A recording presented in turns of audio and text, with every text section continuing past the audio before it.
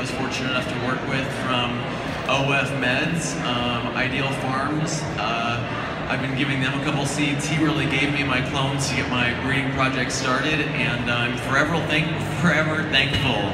I had a great male from a Oregon Blackberry that I crossed to an OG Kush up in Alaska, and when I popped those seeds down here and ran this male with your guys' local Blue City Diesel, your Obama Kush, I had an MTF that I was lucky enough to come across in Oregon of all places. Coming from Alaska, it seemed ironic, but some really great crosses came out of that, and it's why I'm here now, and it's why I'm so excited to be in this industry, because anybody can do this. Anybody, if they put their time and their love into it, and they love the plant, they can put the work in, and they can get out what they put in and get a great. So I asked Evan first of all, how has winning an award changed your business? He says it hasn't.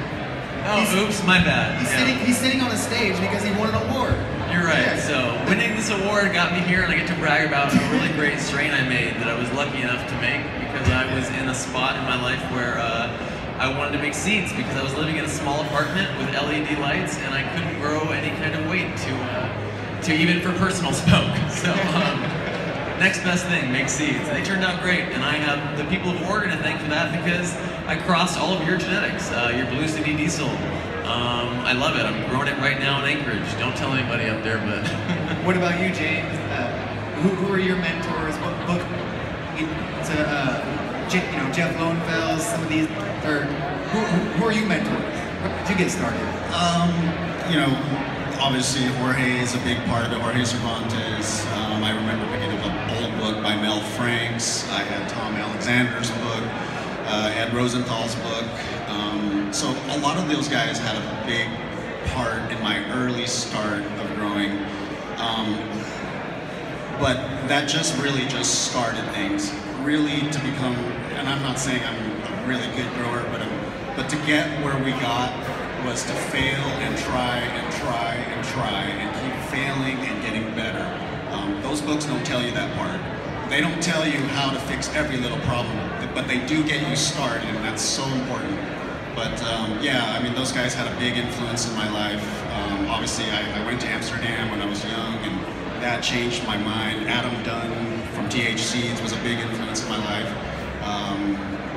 And then just really, just good friends, good people around you that are just being honest about your cannabis. I mean, the only reason why I started growing was because I didn't want to pay for these $65, $70 eighths that I could grow just as well.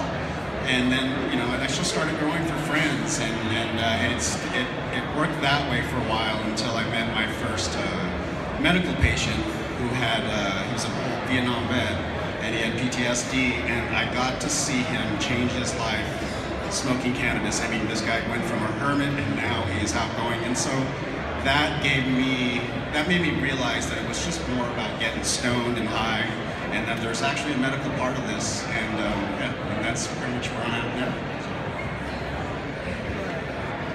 Sam, what about you? Any, mentors you always grow in Washington? Where did you start growing? When did you start growing? How did you start growing? I started growing when I was young in an apartment, and I've grown off and on when I was younger in an apartment. Until recently, a few years ago, I met a mentor, and he's had some really good strains, and it got me excited to get growing.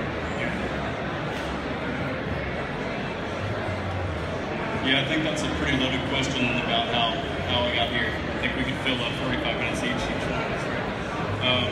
But I'm sure